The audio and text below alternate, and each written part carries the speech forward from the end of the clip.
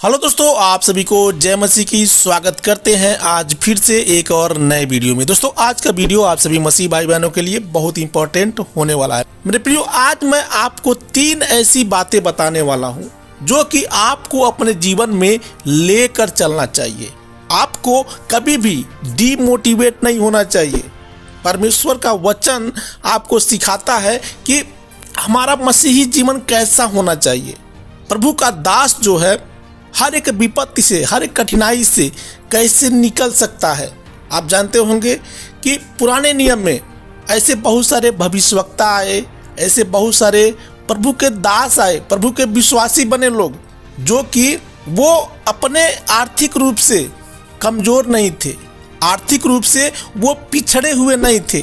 तो मेरे प्रियो, प्रभु यही चाहता है कि आप कमजोर मत बनिए। आज मैं आपको ये 3 बातें जो बताने वाला हूँ, ये आप अपने दिमाग में रख लीजिए और इन बातों पर ध्यान जरूर दीजिए। तो आशा करता हूँ कि वीडियो में लास्ट तक बने रहेंगे, ठीक है ना। देखिए मेरे प्रियो, परमेश्वर का वचन सिखाता है कि एक व्यक्ति का मन क्या है। मन जो है विचलित होता है। हम मन को कितना भी कंट्रोल करना चाहें, कितना भी रोकना चाहें, लेकिन नहीं रुकता है। क्यों नहीं रुकता है?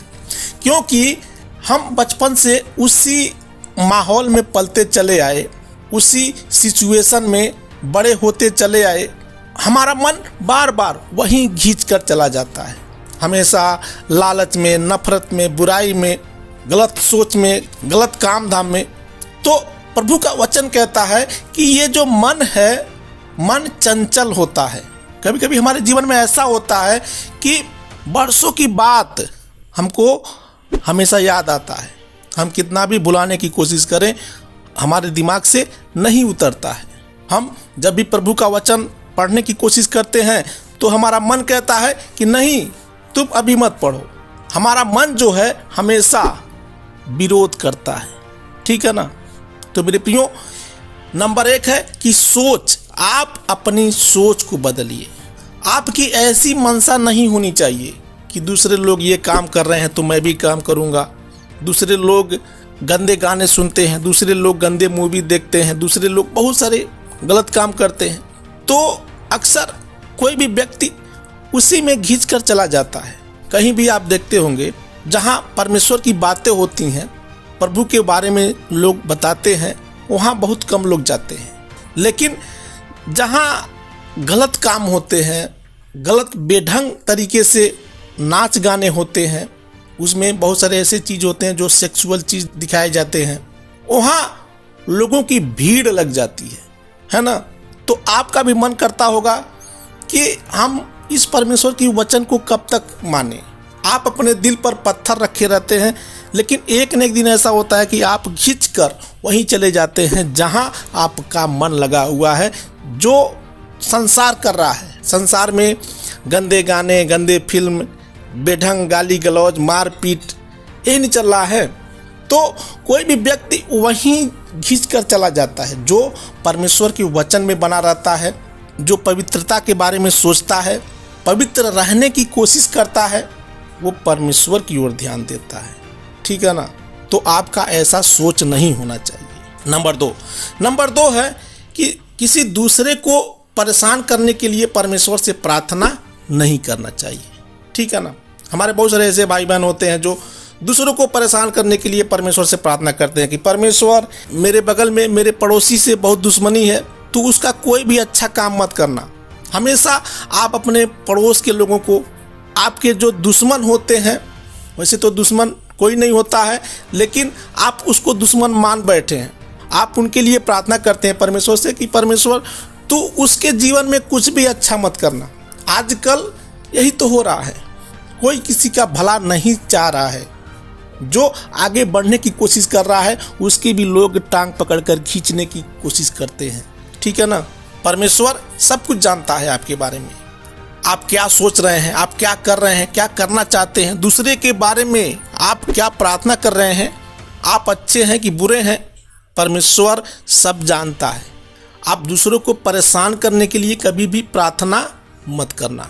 हमेशा दूसरों का भला सोचिए। प्रभु कहता है ना कि तू अपने पड़ोसियों से भी प्रेम कर। जैसे तू अपने आप से प्रेम करता है, वैसे ही तू अपने पड़ोसियों से भी प्रेम कर, भले ही वे तुझे नहीं चाहते हैं, भले ही वे तुझसे रिश्ता तोड़ चुके हैं। ठीक है ना। यिर्मयाह अध्याय 33 के 3 में लिखा है, मुझसे प्रार्थना कर और मैं तेरी सुनकर तुझे बड़ी बड़ी और कठिन बातें बताऊंगा जिन्हें तू अभी नहीं समझता है। ठीक है ना। यहाँ प्रभु कहता है कि तू मुझसे प्रार्थना कर, हर कठिन समय में, हर मुश्किल में मैं तेरी मदद करूंगा। तू दूसरों को परेशान करने के लिए, दूसरों को तबाह करने के लिए प्रार्थना मत कर, सबका भला तू सोच। ठीक है ना। याकूब अध्याय 1 के 22 में लिखा है, परंतु वचन पर चलने वाले बनो और केवल सुनने वाले ही नहीं जो अपने आप को धोखा देते हैं। जो तुम्हें श्राप दे उनको आशीष दो, जो तुम्हारा अपमान करे उनके लिए प्रार्थना करो। लिखा है ना। तो आप उनके लिए प्रार्थना करिए जो आपका बुरा सोचते हैं, जो आपको अपना शत्रु समझते हैं। प्रभु का वचन कहता है कि तू उनके लिए भी प्रार्थना कर। प्रभु इसीलिए कहता है कि तू अपने मन में अच्छी अच्छी बातें ला। यदि तेरा मन शुद्ध रहेगा तो तुम्हारा काम तो अपने आप ही अच्छा होता जाएगा ना। तो आप अपने मन को शुद्ध करिए। आपके अगल बगल में क्या हो रहा है, क्या नहीं हो रहा है, उस पर आपको ध्यान नहीं देना है। आपको टोटल सब कुछ प्रभु के हाथों में छोड़ देना है। ठीक है ना। नंबर 3, आप उनके लिए भी प्रार्थना करिए जो आपके गांव में बुजुर्ग हैं। आपके गांव में बहुत बूढ़े बुजुर्ग लोग मिल जाएंगे। आपके अगल बगल, आपके शहर में, यदि आप शहर में रहते हैं तो बहुत सारे ऐसे बुजुर्ग, बहुत सारे ऐसी माता मिलते हैं ना। तो आपको क्या करना है मैं बताता हूं कि आपको प्रभु से प्रार्थना करना है कि प्रभु, जो हमारे गांव के बुजुर्ग हैं, जो बूढ़े पुराने लोग हैं, उनको तू परमेश्वर का वचन उनके पास पहुंचा।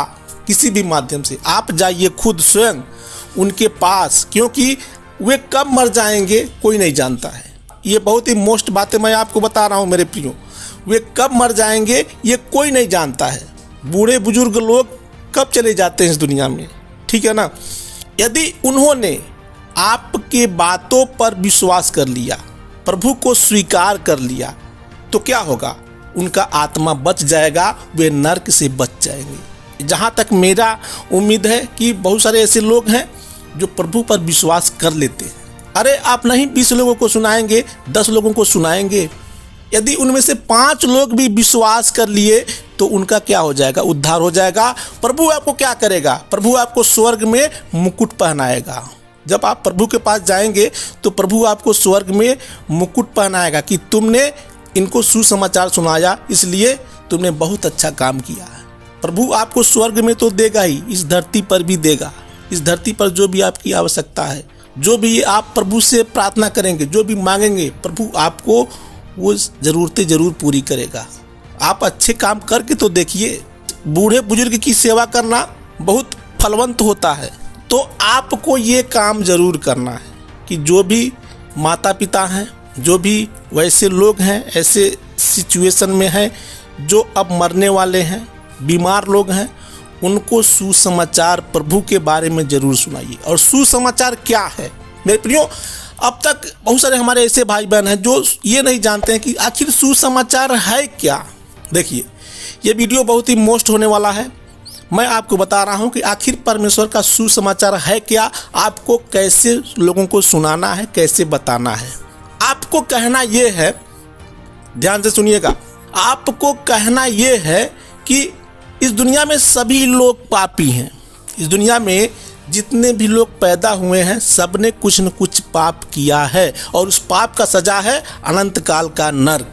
ठीक है ना। इस दुनिया में कोई भी व्यक्ति एक बार जन्म लेता है और एक ही बार उसका मृत्यु होता है, दोबारा उसका बार बार जन्म नहीं होता है। ये बात आपको बताना है।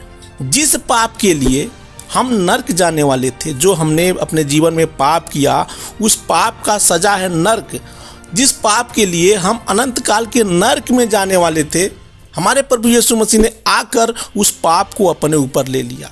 आज के 2000 साल पहले इतिहास बताता है कि प्रभु यीशु मसीह ने वो पाप अपने ऊपर ले लिया। जो सजा हमको मिलने वाला था वो सजा उसने अपने ऊपर सहा।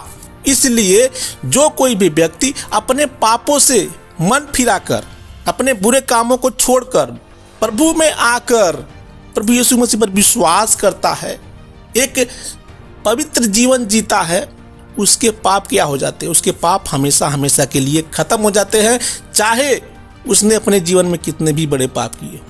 भूत, भविष्य, वर्तमान, आगे पीछे जितने भी पाप हैं, सब पाप मिट जाता है, सब समाप्त। प्रभु उन पापों को भुला देता है, क्योंकि हमारा पेमेंट, हमारा भुगतान तो प्रभु यीशु मसीह उसी ने किया है ना। वो कहता है कि तुमने मुझ पर विश्वास किया, अपने पिछले पापों को छोड़ दिया, चलो मैंने तुम्हारे सारे पाप क्षमा कर दिए, सारा हिसाब किताब खत्म। ठीक है ना। ऐसा आपको किसी भी बूढ़े बुजुर्ग को सुनाना है और बताना है। आपको ये भी बताना है कि प्रभु यीशु मसीह ने क्रूस पर हमारे लिए बलिदान दिया और वो क्रूस पर मारा गया, गाड़ा गया और तीसरे दिन के बाद जी उठा। इस बात का सबूत है और बहुत सारे ऐसे लोग हैं इस बात की गवाही भी देते हैं। ठीक है ना। तो ये है प्रभु का सुसमाचार, और ये बात आप अपने दोस्तों में, आप अपने रिश्तेदारों में, आप अपने पड़ोस में कहीं पर भी बता सकते हैं, सबको सुना सकते हैं। और यदि आप नहीं बता सकते हैं तो इस वीडियो को सबके पास शेयर करिए, सबके पास भेजिए।